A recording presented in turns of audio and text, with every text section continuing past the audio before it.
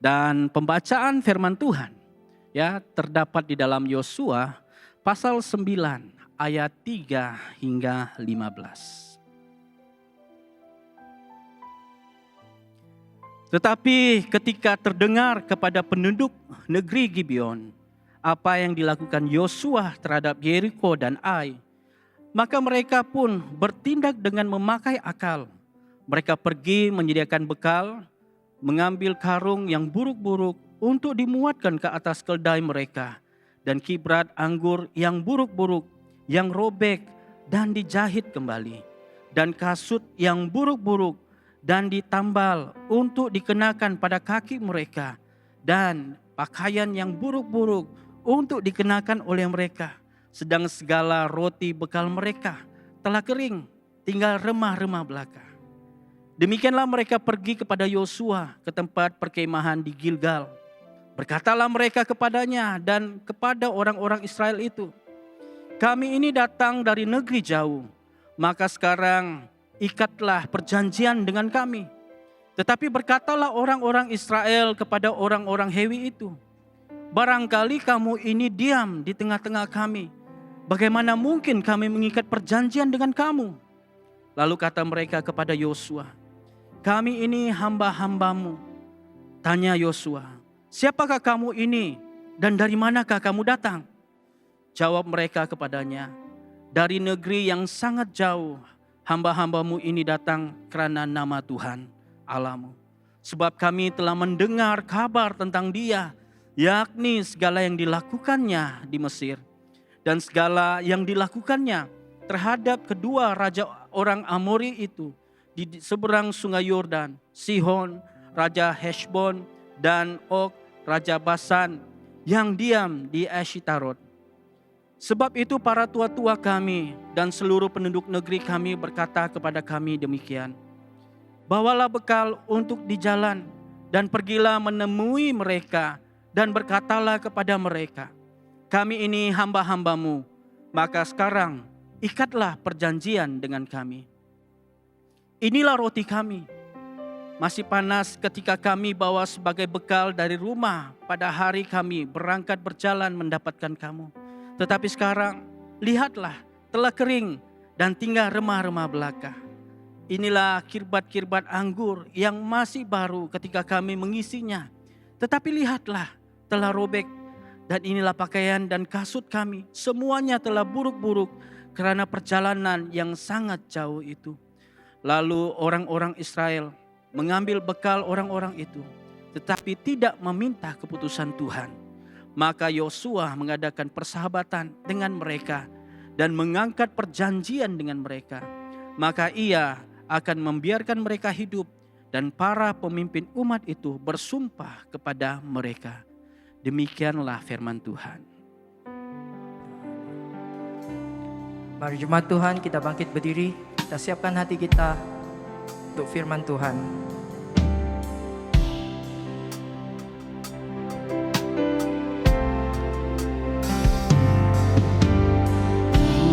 Tuhan, aku rindu. Tuhan, aku siap. Penuhi aku dengan roh-Mu. Ku rindu lawatan-Mu. Tuhan, aku rindu. Tuhan, aku siap. Penuhi aku dengan roh-Mu. Ku rindu lawatan-Mu. Ku rindukan Kau hadir di sini saat ini, Tuhan. Ku rindukan Roh-Mu mengurapi saat ini.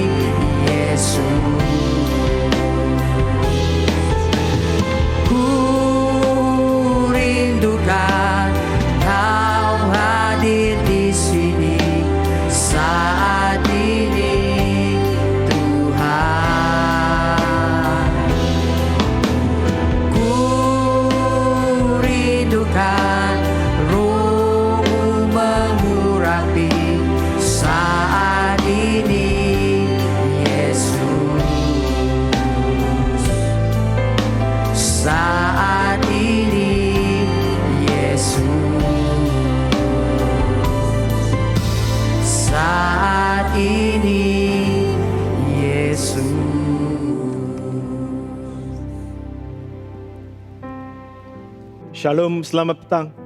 Sila duduk.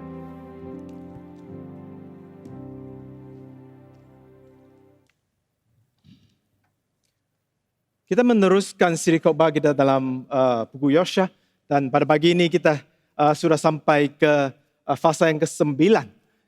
Jikalau kita membaca untuk persiapan untuk khotbah yang seterusnya, silalah baca fasa yang ke-10 sehinggalah fasa yang ke-12. Marilah kita berdoa. Bapa Tuhan, kami bersyukur kerana Engkaulah Tuhan yang membawa kami semua berada di sini untuk menyembah-Mu.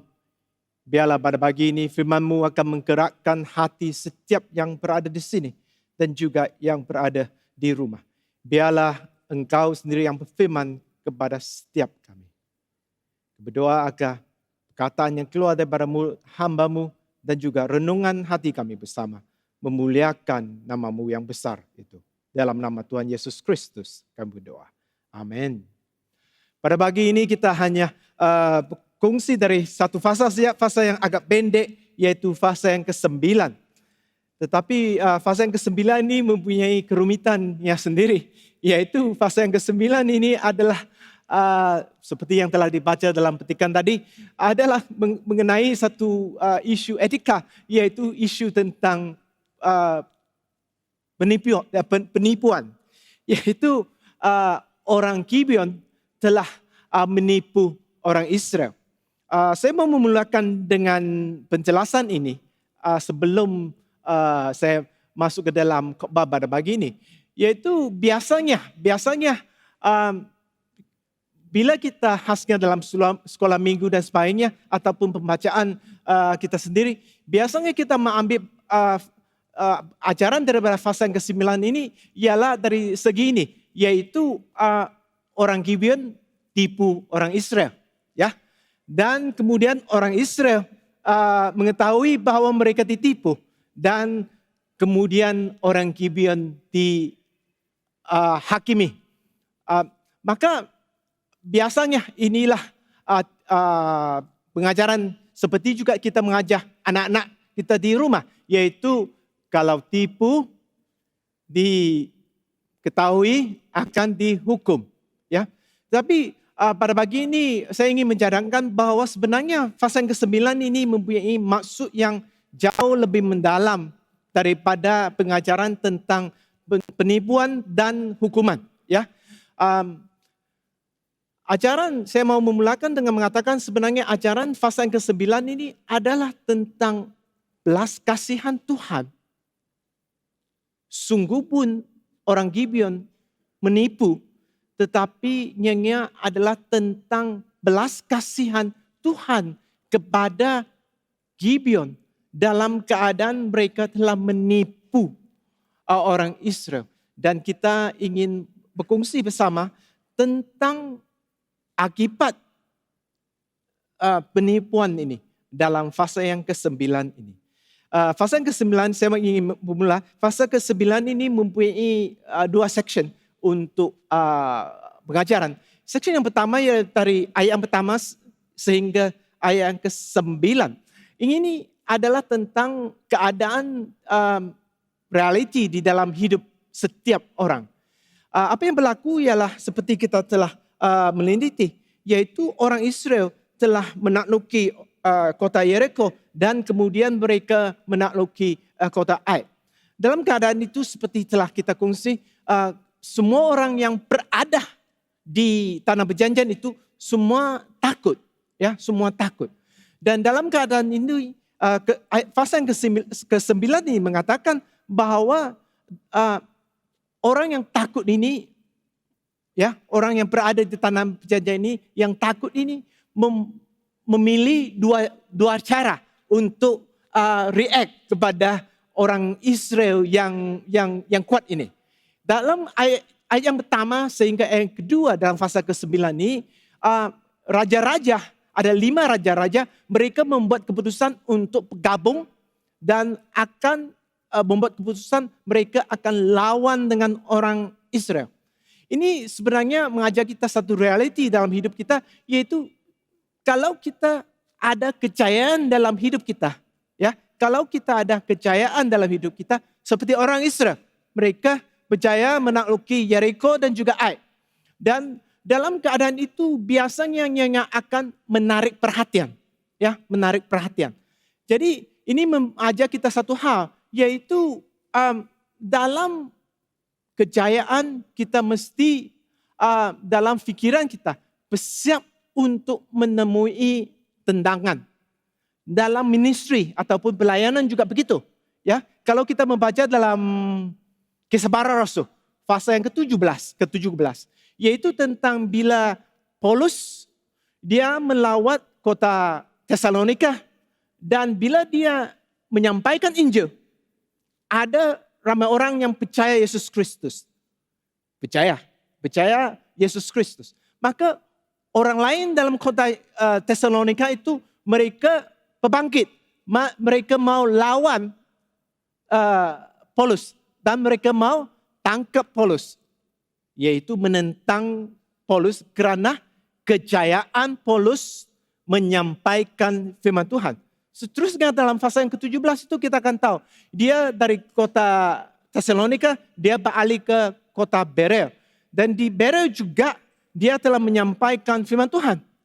Ya, kerana kejayaannya menyampaikan firman Tuhan dan ada orang yang percaya Yesus Kristus, maka ada juga orang Berea yang bangkit dan mereka membuat keputusan untuk menentang Paulus kerana kejayaannya menyampaikan firman Tuhan. Sebenarnya dalam bisnes kah ataupun dalam hal-hal yang lain, bila kita mempunyai kejayaan, kita harus bersiap. Kita akan menemui tentangan. Sebenarnya dalam kekekalan juga kita akan menghadapi masalah yang sama. Kegagalan juga menarik perhatian. Ya, kegagalan juga menarik perhatian. Dalam firman Tuhan, Job, dia sungguh pun sebab kita membaca dari firman Tuhan, maka kita kita tahu dalam firman Tuhan kita tahu Tuhan mengizinkan penderitaan ke atas Ayub ini. Tetapi bagi Ayub, dia tidak tahu. Apa yang dia tahu ialah bisnisnya gagal, anaknya sakit, istrinya sakit, macam-macam kesusahan. Tetapi dalam kesusahan ini, dalam buku Ayub kita diberitahu apa yang berlaku. Kawan-kawan karibnya datang kata kepada dia, kau begini sebab ini. Kau begini sebab begini. Sudahlah gagal. Ada lagi kawan yang datang beritahu, kau gagal sebab ini. Kadang-kadang dalam hidup, bila kita percaya, dalam kejayaan kita menarik perhatian. Dalam kegagalan juga kita juga menarik perhatian. Dari ayat yang ke-3 sehingga ayat ke-6, nyenyak juga adalah tentang menarik perhatian. Orang Israel begitu kuat. Mereka telah menakluki 2 kota ini. Tapi orang Gibeon tidak seperti orang raja yang dalam ayat yang pertama sehingga ayat yang kedua membuat keputusan untuk menentang ataupun melawan orang Israel. Melainkan orang Gibeon membuat keputusan untuk tidak lawan. Tidak lawan. Mereka tahu kalau lawan mereka mati. Jadi mereka kata, tak usah lawan. Apa mau lawan? Bagus kita buat perjanjian dengan mereka supaya mereka tidak lawan dengan tidak akan mengebung kami. Sebelum itu bagus saya terangkan nih. Gibeon ini sebenarnya adalah nama kota ya. Orang Gibeon adalah seperti kita kata orang Tawau ya. Jadi Gibeon ini bukan kaum ya, bukan buak, tapi tempat. Mereka yang tinggal di Gibeon ini dinamakan orang Gibeon ya. Jadi mereka ini buat keputusan untuk mencari perjanjian dengan orang Israel. Ini sebenarnya adalah sesuatu yang sebenarnya dalam bahasa Inggris is a distraction ataupun sesuatu yang memecahkan tumpuan orang Israel. Mengapa saya kata begitu? Sebab bila Tuhan membawa mereka ke depan tanah perjanjian, sebenarnya apa yang diperintahkan oleh Tuhan kepada orang Israel adalah supaya mereka akan menakluki. Artinya mereka patut lawan dan menakluki tanah perjanjian ini. Tetapi sekarang ada orang datang. Dia kata, jangan lawan. Kita jadi kawan.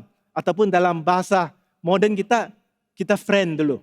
Kita friend dulu. Ini sebenarnya melambangkan dalam kejayaan ataupun dalam kegagalan. Selalunya ada hal-hal yang cuba memecahkan fokus kami. Contohnya, kalau kita adalah lelaki yang matang, yang ada kejaya dan juga kejayaan. Kalau ada gadis cantik datang kepada kau dan kata kepada kau, handsome betul ya bang. Janganlah percaya. Kerana kemungkinan besar nyanyi adalah satu tipu. Nyanyilah sesuatu untuk memecahkan fokus dan juga kesetiaan kita. Dalam kegagalan juga, kadang-kadang kita ada orang yang sakit di rumah ya. Sudah 2 bulan pun tidak sembuh. Makcik ini 5 tahun tidak pernah melawat. Tapi hari itu sebab dia dengar ada orang kita di rumah sakit untuk 2 bulan tidak sembuh. Makcik yang 5 tahun tidak pernah muncul, dia datang rumah. Dia bisik-bisik, dia kata, jangan takut. Saya kenal ni yang kuat betul. Nanti kau pergi jumpa dia, kau mintalah sesuatu dari dia. Bawa balik rumah, rebus air, minumlah. Akan sembuh. Sesuatu yang memecahkan kesetiaan kami. Apa keberbezaan di antara ayat yang pertama sehingga ayat kedua dan juga ayat yang ketiga sehingga ayat ke-6. Ayat yang pertama sehingga ayat kedua, kita biasanya boleh jangka. Ada kejayaan, memang ada competition. Ada orang yang akan menentang. Tapi bagi ayat yang ketiga sehingga ayat yang ke-6, biasanya adalah dalam bentuk pencobaan. Biasanya kita tidak tahu. Ada orang yang mau coba kita itu, biasa kita tidak tahu. Dia tidak akan datang untuk menipu kita dengan tulisan di kepalanya, saya ini iblis. Tidak. Inilah perbezaannya. Perbezaannya untuk memecahkan perhatian kita itu adalah biasanya sesuatu yang kita tidak boleh tahu dengan normal. Apakah yang akan menolong kita dalam hal realiti hidup ini? Sama ada kerana kita menarik perhatian orang akan menentang kami, ataupun kita menarik perhatian ada orang yang cuba memecahkan perhatian kami ataupun fokus kami. Ianya adalah supaya yang penting ialah kita mesti setia kepada panggilan dan juga iman kita. Paulus menulis kepada orang di Filipi dalam fasa yang ketiga, buku Filipi fasa yang ketiga ayat 12 sehingga 14. Paulus mengatakan, dia kata, lupakan apa yang di belakang. Ada orang yang cuba lawan, ada orang yang cuba tipu, ada orang yang cuba macam-macam. Lupakan yang di belakang. Yang penting ialah perhatian rohani kita. Perhatian rohani kita mesti menumpukan ke depan. Kepada fokus ke arah Yesus Kristus. Ini adalah pengajaran yang pertama dalam fasa yang ke-9 ini. Kita beralih kepada topik ataupun tujuan fasa yang ke-9 ini ataupun tajuk utama dalam fasa ke-9 ini mengenai orang Gibeon ini. Kita sudah tahu dalam pembacaan tadi, orang Gibeon bila mereka datang untuk mendapatkan perjanjian itu, kerana mereka begitu takut, mereka dalam keadaan yang terdesak. Mereka datang jumpa Yosua dan orang Israel dalam ayat yang ke-9. Can I have verse 9? Ayat ke-9. Ayat yang ke-9.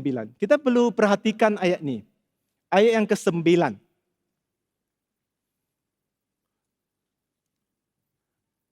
Ayat yang ke-9 mengatakan, jawab mereka kepada Yosua, dari negeri yang jauh hamba-hambamu ini datang, kerana nama Tuhan Allah.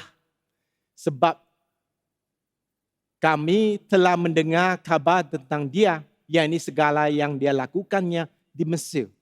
Jadi mereka mengatakan, mereka datang sebab mereka sudah tahu tentang Tuhan orang Israel. Ini keadaan sebenarnya mereka mau datang untuk membuat perjanjian ataupun mengikut ini bukan kerana mereka betul-betul mau ikut Tuhan ya. Mereka dalam keadaan yang terdesak. Sebab mereka tahu kalau mereka ada baik pilihan. Pilih yang pertama seperti ayat yang pertama sehingga ayat kedua, lawan. Mati juga.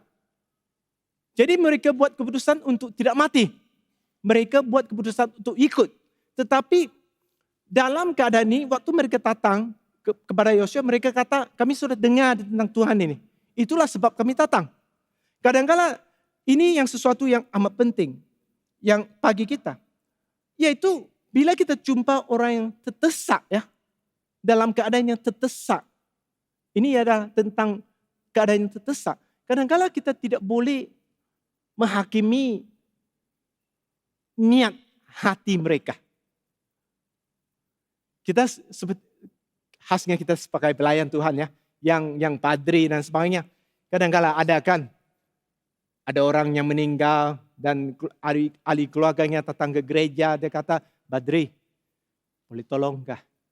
Tolong kebumikan ayah saya, bapak saya, yang baru saya meninggal. Sebab kita gereja kan, kita ada sistem, ada peraturan.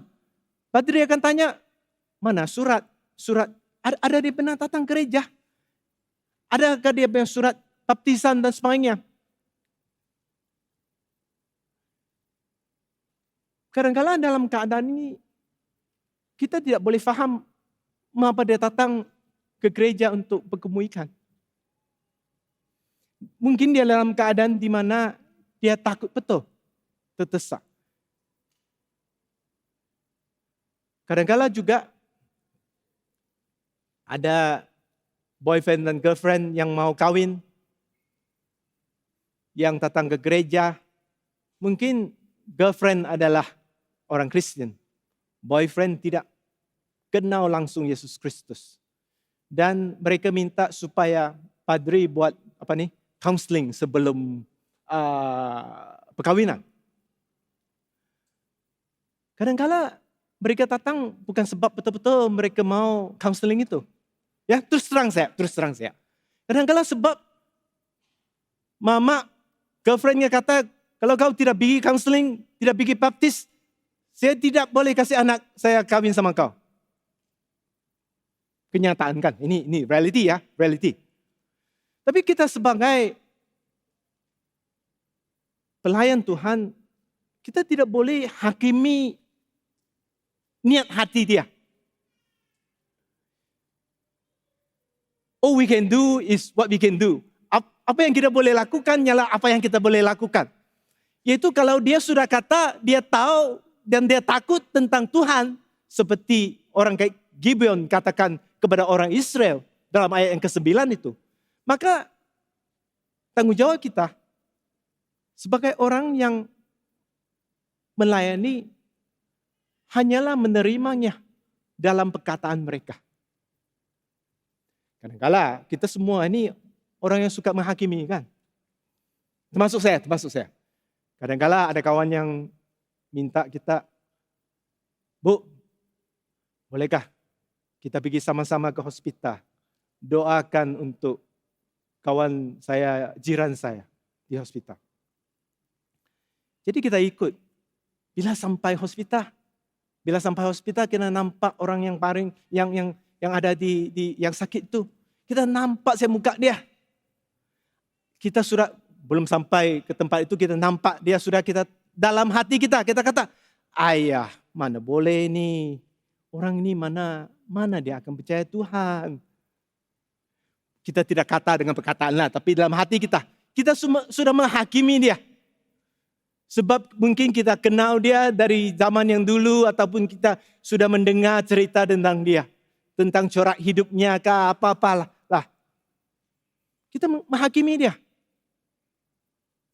Tapi sebab kita sudah sampai situ, dibawa kawan, kita doa juga untuk dia. Persoalannya bukan tentang dia, tetapi persoalannya perlu kita fikir. Bila Tuhan mendengar doa kita dengan kehakiman kita,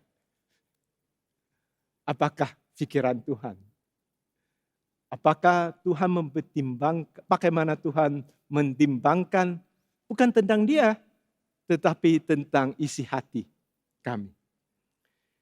Maka Yosua dan pemimpin Israel membuat keputusan untuk menerima apa yang mereka telah katakan. Dan apa yang kita tahu, mereka membuat keputusan untuk membuat perjanjian, dan Alkitab mengatakan mereka tidak menanyakan kepada Tuhan. Adakah yang adalah keputusan yang salah? Kami tidak tahu. Pada takat inilah, dalam ayat ini. Sebab kadang-kala orang yang datang untuk counseling perkawinan, ada juga couple yang sudah di-counsel, dikawin, yang upacara perkawinan di gereja, sudah kawin, lepas itu langsung tidak pernah nampak dia lagi. Ataupun couple itu lagi. Tetapi ada juga banyak pasangan yang salah satu mereka sebelum di counseling bukan orang Kristen, tetapi selepas perkawinan ramai juga yang setia kepada Tuhan. Maka it is really not up to us to judge. Ini bukan tanggung jawab kami untuk menghakimi. Yang adalah di antara mereka dengan Tuhan. Maka kemudiannya dalam fasa yang ke-9 ini, kita ketahui bahwa Yosua dan orang Israel selepas 3 hari, mereka tahu mereka sudah ditipu. Mereka ketahui mereka sudah ditipu. Maka mereka, orang Israel begitu marah sekali. Mereka kata, mana boleh ini? Mereka mau, sebab perjanjian itu mengatakan mereka tidak akan mengepung Gibeon. Artinya, we let them live lah. Artinya, tidak akan membunuh mereka. Ramai orang Israel berkata, mana boleh ini? Kita perlu membunuh mereka. Tetapi dalam fasa yang ke-9 ini, apa yang kita tahu adalah pemimpin orang Israel dan juga Yosua mengatakan, kerana kita telah membuat perjanjian dengan mereka, dengan mereka, maka kita tidak boleh membecahkan apa yang kita telah janji kepada mereka, ataupun bungkil janji yang telah kami berikan kepada mereka. Maka apa yang berlaku ialah mereka membuat keputusan untuk berjumpa dengan mereka. Sesuatu yang amat menarik perhatian bagi kita. Dalam keadaan di mana kita mengetahui, orang Israel mengetahui bahwa orang Gibeon telah menipu mereka. Orang Yosua membuat keputusan bahwa tidak boleh mungkir janji dan bunuh mereka. Yosua sebenarnya adalah bayangan kelakuan Yosua, keputusan Yosua untuk memberikan belas kasihan itu, ya, adalah bayangan apa yang akan dilakukan oleh Yesus Kristus. Sebenarnya di dalam Roma pasal yang kelima, ayat yang ke-8, sebenarnya adalah ayat yang menerangkan apa yang Yesus lakukan, tetapi nya adalah bayangannya. Roma pasal kelima ayat 8 mengatakan, kerana Yesus telah mati bagi kita waktu kita masih berdosa. Sama juga orang Gibeon. Mereka lah tipu orang Israel.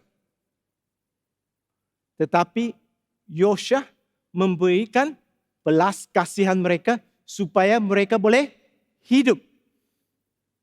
Kita semua yang duduk di sini, semua yang ikut online, termasuklah kita yang ada di depan-depan sini. Bagus kita semua ingat. Kita sebenarnya orang Gibeon semua. Kita berada di sini, hidup di mempunyai hidup kekal sebab belas kasihan Tuhan.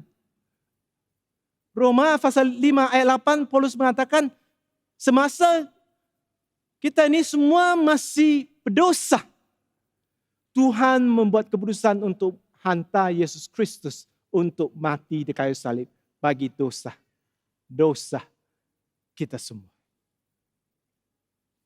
Maka apa yang dilakukan oleh Yosua juga adalah satu hal yang lain. Yaitu bila dia memberikan belas kasihan ini kepada orang Gibeon ini. Sebenarnya dia membuka satu pintu.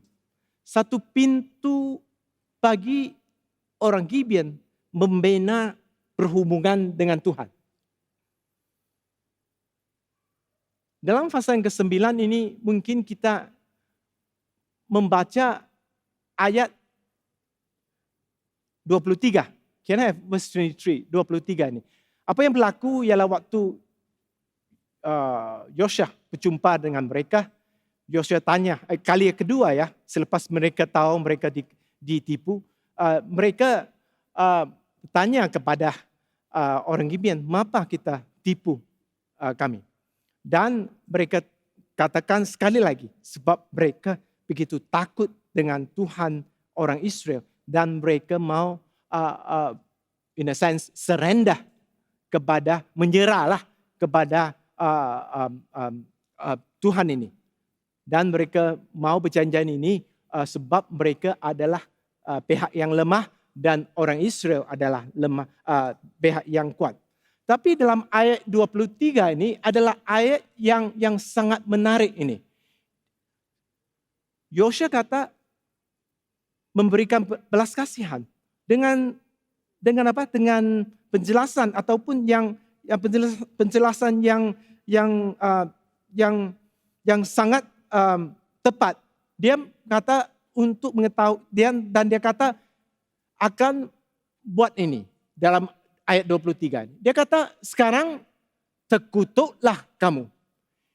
Biasanya dalam ayat pasal yang ke-9 ini kita sangat memberikan perhatian kepada bahagian ayat ini. Yaitu kita kata orang Gibeon ini dikutuk.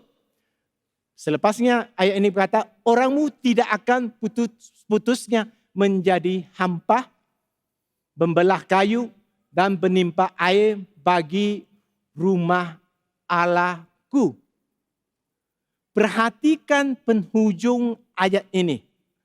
Biasanya waktu kita baca pasal yang ke-9 ini, kita ingat sejak orang Gibeon sudah menjadi hamba orang Israel. Kita fikir, ini semua sudah jadi slave ya, hamba kepada orang Israel. Potong kayu, angkat air. Sebenarnya tidak ya. Sebenarnya Yosua mengatakan mereka menjadi potong kayu, angkat air untuk rumah Tuhan. Mengapa? Sebab pada waktu itu untuk korban sembelih kan, mau ada tara kan. Dan juga bila daging yang ada lemak itu mesti dibakar dengan kayu kan. Jadi mereka yang bertanggung jawab untuk membawa ini. Apa yang dimasukkan di sini ialah apa yang dilakukan oleh Yosua, sebab belas kasihannya dia telah membawa orang asing, alien ya, orang asing yang tidak mengenal Tuhan ke dalam keadaan di mana mereka diberikan peluang untuk membina berhubungan dengan Tuhan, yaitu melalui pelayanan kepada Tuhan. Dan hal ini tidak lagi timbul dalam firman Tuhan sehingga 500 tahun selepas itu. Yaitu dalam 2 Samuel pasal 21. Perjanjian ini. Perjanjian bahwa mereka yang lemah, Gibeon orang yang lemah akan tunduk kepada Israel, dan juga additional penalty di sini, yaitu mereka mesti menjadi potong kayu dan angkat air. Perjanjian ini dikatakan tidak lagi timbul sehingga 2 Samuel pasal 21. Kalau kita membaca 2 Samuel pasal 21, tidak memahami Yosua yang pasal yang ke-9, kita baca kita apa ini? Apa yang berlaku di pasal 21 2 Samuel ialah 3 tahun. 3 tahun waktu Daud menjadi raja negara Israel. 3 tahun Israel keburuan. Dan Raja Daud bertanya kepada Tuhan, apa yang berlaku di sini? Mengapa keburuan untuk 3 tahun? Dan Tuhan berkatakan kepada Daud, ini berlaku sebab raja yang sebelum itu ya, Raja Saul telah membunuh orang Gibeon. 500 tahunnya Tuhan masih pegang kepada perjanjian di pasal 9 ini. Ini berbalik kepada minggu yang pertama. Kita belajar tentang bahwa Tuhan, salah satu pelajaran dari Yosua ialah Tuhan yang kita percaya itu adalah Tuhan yang memegang kepada perjanjian. Tuhan perjanjian. Kita juga adalah umat perjanjian. Tapi yang sangat menarik tentang hal berhubungan di antara Yosua pasal yang ke-9 dengan 2 Samuel pasal 21 ialah berhubungan ini, yaitu dalam 500 tahun ini. Hal yang pertama ialah Tuhan masih tetap memegang janjinya. Untuk mengetahui apa yang berlaku dalam pasal 21, bacalah sendiri ya ceritanya. Tetapi yang hal yang kedua ialah dalam fasa yang ke-9, apa yang berlaku ialah Yosua menanam satu titik iman ataupun permulaan berhubungan orang Gibeon dengan Tuhan. Faith is merely a point in time. Ataupun iman ataupun kepercayaan hanyalah satu titik dalam jangka masa. Kita beriman bermula dengan dalam satu titik masa kita percaya. Tetapi kesetiaan memerlukan masa. Ya. Iman hanyalah satu titik. Tetapi kesetiaan memerlukan masa. Sama ada titik iman ini akan berakhir dengan kita waktu kita berakhir di dunia ini adalah sama ada dalam jangka masa itu kita membina kesetiaan kita. Sebab hanya orang yang mempunyai kesetiaan yang akan membawa imannya ke titik terakhir. Maka pelajaran yang amat besar bagi kita. Saya ingin mencadangkan apa yang boleh membina kesetiaan untuk perjanjian ini adalah sebab ayat 23 tadi. Yaitu Yosua mengatakan, melayanilah di rumah Tuhan sebagai orang yang memotong kayu dan mengangkat air.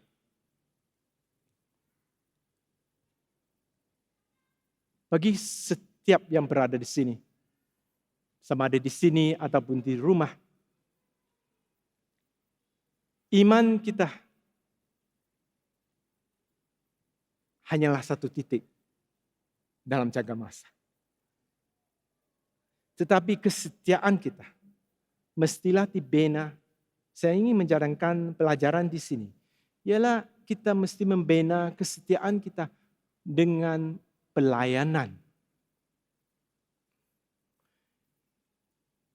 Tidak kiralah sama ada nyanyi adalah bukan angkat kayu tetapi angkat kerusi. Tidak kiralah kesetiaannya bukan potong kayu tetapi pukul drum. Tetapi nyanyi adalah tentang pelayanan yang membina kesetiaan. Saya ingin menggalakkan kita semua, khasnya bagi kita yang muda-mudi dan juga young adults, kita perlu melayani Tuhan. Khasnya dalam 18 bulan ini dan seterusnya ini akan berlaku. Yaitu kita semua berada di tidak tahu di manalah dalam keadaan virtual ini. Di dalam internet. Kita perlu belajar ini. That we need to serve in the house of the Lord. Kita perlu melayani di bait Allah. Orang Gibeon ini, cerita tentang orang Gibeon ini adalah luar biasa sebenarnya. Sebenarnya selepas itu, waktu Solomon menjadi raja, yaitu anak Daud sudah jadi raja. Kita belajar daripada Chronicles, yaitu satu Tawarik. Dia mengatakan bila dia menjadi dua Tawarik. Dia mengatakan bila Solomon mau cari kemah Tuhan ya. Kemah Tuhan. Waktu orang Israel mula-mulanya menyembah Tuhan adalah tabernacle ya, yaitu kemah Tuhan ya. Kemah Tuhan. Dia mengatakan ini lepas 500 tahun sudah ya. Lepas 500 tahun. Selepas juga 2 Samuel pasal yang 21 itu. Solomon sudah. Kemah Tuhan itu berada di mana? Berada di Gibeon. Ini berarti mereka setia sehingga 500 tahun itu. Ini adalah pembacaan yang agak panjang, tetapi this is very interesting. You must read it. Ini adalah sesuatu yang sangat menarik. Dua Tawarik, fasa yang pertama ini. Khasnya ayat yang pertama sehinggalah ayat yang ke-6. Kita perlu baca.